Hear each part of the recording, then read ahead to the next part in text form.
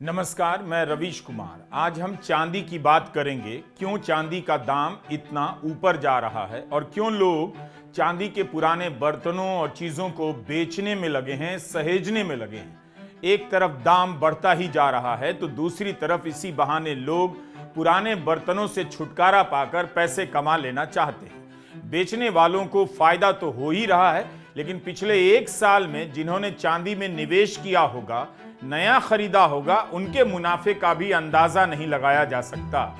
इस समय 1 किलो चांदी 3.5 लाख की हो गई है। एक साल पहले 1 किलो चांदी 95,000 रुपए थी।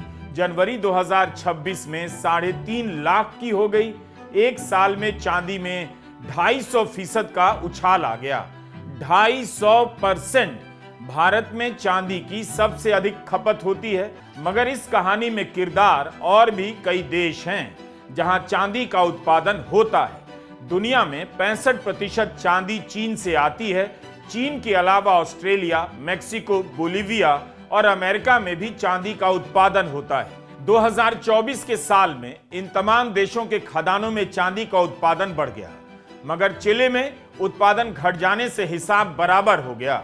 2025 में मेक्सिको और रूस में सप्लाई ठीक हुई तो पेरू और इंडोनेशिया में कम हो गई। इतने सारे देशों की खदानें मिलकर चीन की भरपाई नहीं कर पा रही हैं। चीन ने इस साल से लेकर अगले साल 2027 तक के लिए चांदी के निर्यात पर रोक लगा दी। तो हुआ क्या? इंडस्ट्री की तरफ से चांदी की मांग कम तो नहीं हो रही, बढ़ती जा रही है, और सप्लाई कम होने से दाम चढ़ने लगा है।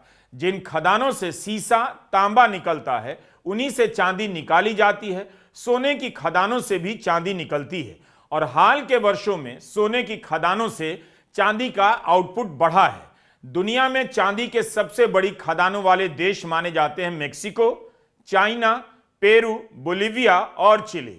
तो क्या चीन अपने दबदबे का फायदा उठा रहा है? निर्यात पर रोक लगाकर मजबूर कर रहा है कि चांदी की सप्लाई में कमी आए और इसका दाम बढ़ता रहे? चीन में भी चांदी भारत से काफी महंगी है। वहां भारत की तुलना में 17% दाम ज्यादा है। चांदी में निवेश और पेपर ट्रेडिंग दोनों में चाइना दुनिया के सबसे बड़े बाजारों में है। एक साल तक अगर चांदी के निर्यात पर प्रतिबंध रहेगा, तब तो चांदी की कीमतों पर अभी और असर पड़ सकता है। दाम बढ़ने की भविष्यवाणी करने वाले सही साबित हो सकते हैं, लेकिन कौन जानता है कि चीन अचानक प्रतिबंध वापस ले ले, तब दाम घटने की भविष्यवाणी करने वाले सही साबित हो सकते हैं। आज के वीडियो में हम चांदी पर बात करने वाले हैं। मैं कोई सलाह नहीं दे रहा, ना आप वीडियो देखने के बाद खरीदने और बेचने का फैसला कीजिएगा। चांदी को लेकर दुनिया भर में क्या रिपोर्टिंग हो रही है, किस तरह की बातें हो रही हैं, हम उन्हीं को इस वीडियो में आपके लिए समेट कर लाए हैं। मेरे पास इस सवाल का जवाब नहीं कि पिछले एक साल में 250% चांदी का भाव बढ़ गया। इस साल के पहले महीने में 55% बढ़ चुका है, तो आगे और कितना बढ़ सकता है? यह सब जानने के लिए चांदी से पहले आपको रॉकेट खरीद लेना चाहिए, ताकि चांदी से पहले आप रॉकेट से आसमान में पहुंच जाएं और वहां से दुनिया भर में चांदी के भाव को अपनी तरफ यानी आसमान की तरफ आता हुआ देखें और हिसाब लगाएं। दूसरा तरीका है कि चांदी को लेकर आने वाली खबरों, घोषणाओं पर ध्यान रखिए, जागरूक रहिए, सतर्क बनिए। जिन लोगों ने चांदी को तुच्छ समझा होगा, आज वो खुद को कितना तुच्छ महसूस कर रहे होंगे। पिछला एक साल का रिकॉर्ड बताता है कि दाम बढ़ने की भविष्यवाणी ही सही साबित हुई है, और बीच बीच में भयंकर दाम गिरने पर हाय हाय करने वालों को 1-2 दिन ही सही साबित होने का मौका मिला है। दुनिया भर के देश चांदी को स्ट्रेटेजिक मेटल कहने लगे हैं।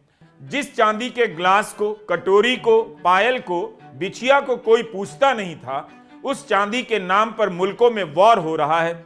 अपनी दादी और नानी का शुक्रिया अदा कीजिए कि उन्होंने आपके पैदा होने पर स्ट्रेटेजिक मेटल का बना ग्लास और पायल तोहफे में दिया था। पहले यह समझिए कि चीन ने चांदी के निर्यात पर प्रतिबंध लगाया तो मस्क जैसे उद्योगपति क्यों परेशान हो गए। मस्क का कारोबार किन चीजों का है और भविष्य के उद्योग समझे जाने वाले सेक्टरों में चांदी की मांग क्यों बढ़ रही है। मस्क ने कहा कि कई तरह के इंडस्ट्रियल प्रोसेस में चांदी का इस्तेमाल होता है, इसलिए चीन ने प्रतिबंध लगाकर अच्छा नहीं किया है। मस्क की टेस्ला इलेक्ट्रिक वाहन है, बैटरी से चलने वाली कार, इस तरह की कारों में चांदी का इस्तेमाल होता है। लेकिन चीन इस तरह की कारों के निर्माण का खुद ही सबसे बड़ा केंद्र है, तो क्या चांदी के दाम बढ़ने से चीन को नुकसान नहीं हो सकता? चीन की BYD कार की बिक्री दुनिया भर में टेस्ला से भी ज्यादा होती है। इलेक्ट्रिक कारों में चांदी का इस्तेमाल हो रहा है। इलेक्ट्रिक कारों में इस्तेमाल होने वाली बैटरी का भी सबसे बड़ा सप्लायर चीन है। इन वाहनों के लिए खास तरह की बैटरी बनने लगी है जिसमें चांदी का इस्तेमाल होने लगा है। एक आम इलेक्ट्रॉनिक गाड़ी में करीब 25 ग्राम चांदी का इस्तेमाल होता है, बड़ी गाड़ियों में 50 ग्राम। अगर सॉलिड स्टेट सिल्वर बैटरीज की ओर टेक्नोलॉजी मुड़ती है तब हर गाड़ी को 1 किलो या उससे ज्यादा चांदी की जरूरत पड़ सकती है। मगर सवाल है कि क्या इलेक्ट्रिक वाहनों की बैटरी कार से भी महंगी हो जाएगी? इलेक्ट्रिक वाहनों का आकर्षण इस वजह से भी है कि ये सस्ती होती हैं। चांदी महंगी होने से कारों के दाम भी बढ़ सकते हैं। यही नहीं, AI का data hardware, chips, circuit board और दूसरे हाईटेक इलेक्ट्रॉनिक्स में भी चांदी का इस्तेमाल होता है। सोलर पैनल में भी चांदी का इस्तेमाल होने लगा है। इसलिए चांदी का महंगा होना उद्योगों के लिए खतरे की घंटी है। चीन के लिए भी चुनौती है। इंडस्ट्री की मांग के कारण चांदी की मांग लगातार बढ़ रही है। महंगी होने के कारण उद्योग चांदी के इस्तेमाल में कमी तो ला सकते हैं, मगर इससे उनका कारोबार भी ठप होने लग जाएगा। चांदी पर निर्भरता बढ़ी है क्योंकि दूसरे मेटल के मुकाबले चांदी करंट और गर्मी को बहुत तेजी से ट्रांसफर कर देती है। जैसे जैसे इलेक्ट्रिफिकेशन और AI की डिमांड तेजी से बढ़ेगी, चांदी की मांग को रोकना मुश्किल हो जाएगा। तो फिलहाल चांदी से छुटकारा लगता नहीं मिलने वाला है। 2016 में चांदी की मांग 31,000 मीट्रिक टन थी, 2024 में बढ़कर 36,000 मीट्रिक टन हो गई। ये आंकड़े बता रहे हैं कि चांदी की इंडस्ट्रियल डिमांड लगातार बढ़ेगी। 10 साल का औसत देखें तो सप्लाई कम हुई है, खास तौर पर मध्य और दक्षिणी अमेरिका में। पिछले 1-1.5 साल में चांदी का जो सरप्लस था वह घाटे में गया है। दुनिया में इस समय जितनी डिमांड है, सप्लाई उस तरह से नहीं हो पा रही। 2024 में चांदी की डिमांड में 3% की कमी आई थी। यह कमी और भी हो सकती थी, मगर इंडस्ट्री की बढ़ती मांगों की वजह से बहुत ज्यादा गिरावट नहीं आई। 2025 में इंडस्ट्री की मांग के अलावा एक और घटना होती है, उसका संबंध भारत से जुड़ता है। भारत जैसे बाजारों में तेजी से चांदी की डिमांड बढ़ गई। दुनिया में चांदी की सबसे ज्यादा खपत भारत में होती है और 80% चांदी भारत बाहर से मंगाता है। पिछले साल हुआ यह कि फसलों के कटने के बाद और दिवाली से पहले भारत में चांदी की डिमांड पीक कर गई। क्योंकि सोना महंगा हो चुका था तो लोग चांदी की तरफ भागे। इससे क्या हुआ कि ब्रिटेन में चांदी की कमी हो गई, क्योंकि भारत की मांग का तकरीबन 50% ब्रिटेन से ही आता है। हाल के वर्षों में संयुक्त अरब अमीरात और चीन भी सप्लाई करने लगे हैं, फिर भी ब्रिटेन का हिस्सा बड़ा है। पिछले साल भारत में चांदी की मांग इतनी बढ़ी कि लंदन के बुलियन मार्केट में चांदी की कमी हो गई। सप्लाई पूरी करने के लिए कई बार समुद्री जहाज की जगह हवाई जहाज से चांदी भेजी जाने लगी।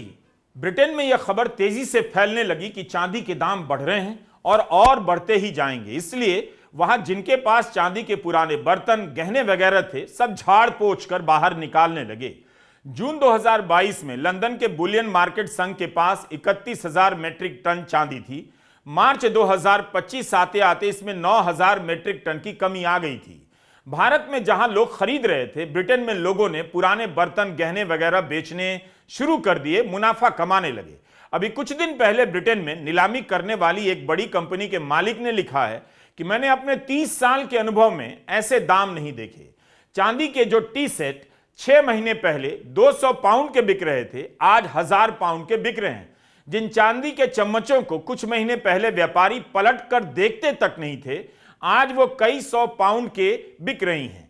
इस व्यक्ति ने लिखा है कि जिस तरह से चांदी महंगी हो रही है, यह सही समय है कि आप चांदी के पुराने बर्तन बेच दें।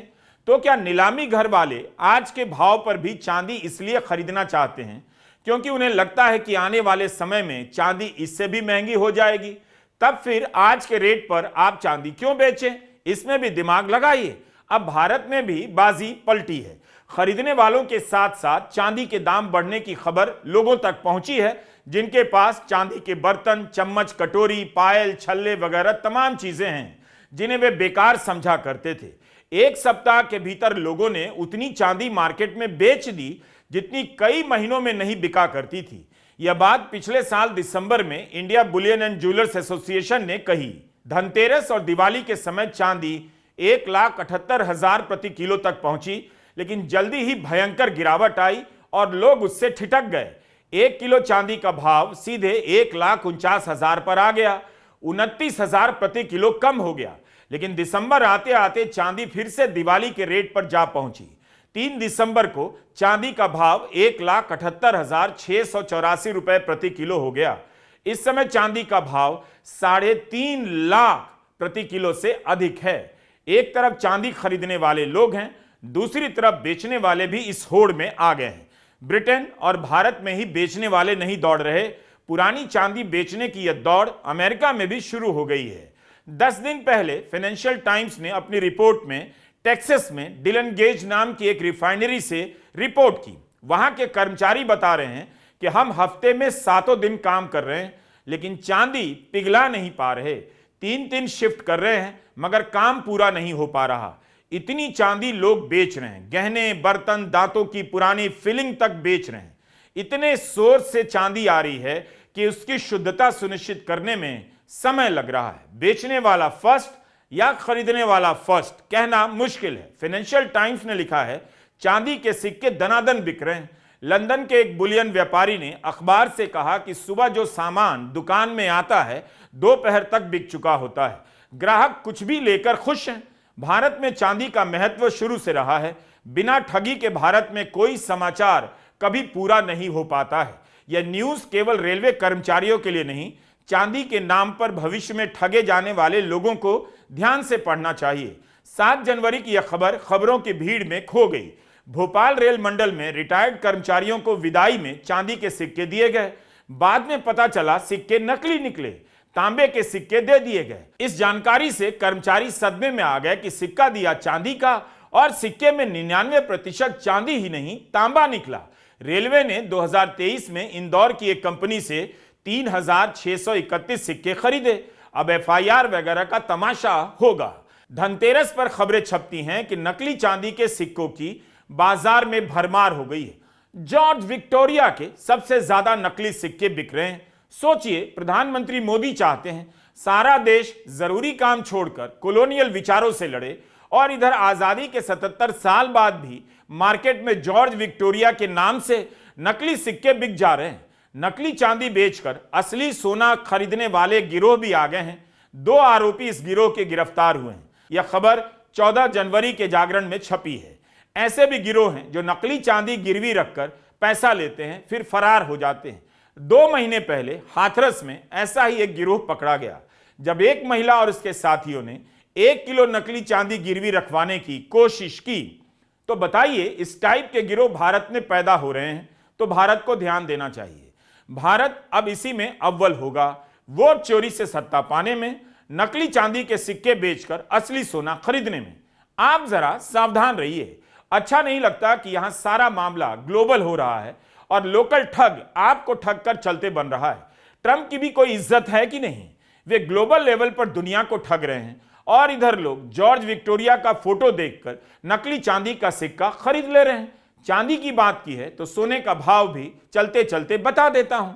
22 जनवरी को जब हमने सोने पर वीडियो बनाया तब सोने का भाव गिरा था, 1.5 लाख से कम हो गया था। 27 जनवरी के इस वीडियो तक 10 ग्राम सोना 1,62,000 से ऊपर चला गया। ठीक 1 साल पहले यानी जनवरी 2025 में 10 ग्राम सोना 75,000 का था, आज 1,60,000 से ऊपर है। 10 ग्राम सोना 70,000 से अधिक बढ़ चुका है। अगर इन सब का संबंध दुनिया के हालात से है तो उसमें सुधार की कोई गुंजाइश जल्दी नजर नहीं आती।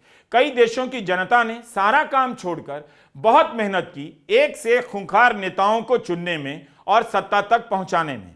उसका नतीजा सभी को देखना ही पड़ेगा। इन नेताओं के फैसले से देश की जनता और दुनिया के लोग सब कंफ्यूज हैं। कहीं गोली चल जा रही है, कहीं बम गिर जा रहा है, कहीं एक से एक खतरनाक कानून बन रहे हैं, लोगों का गला घोटा जा रहा है।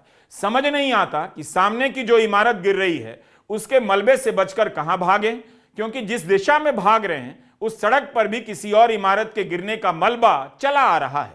तो कंफ्यूजन का यह दौर लंबा चलेगा। कहीं ऐसा ना हो जाए कि अगला वीडियो पीतल पर बनाना पड़ जाए। तो दादा परनाना के जमाने का पीतल का लोटा पोंछ पोंछ कर निकाल कर रख लीजिए। लोटा लेकर खेत में मत निकल जाइएगा, अपने पास ही रखिएगा। कुछ भी हो सकता है, मिट्टी सोना और सोना मिट्टी।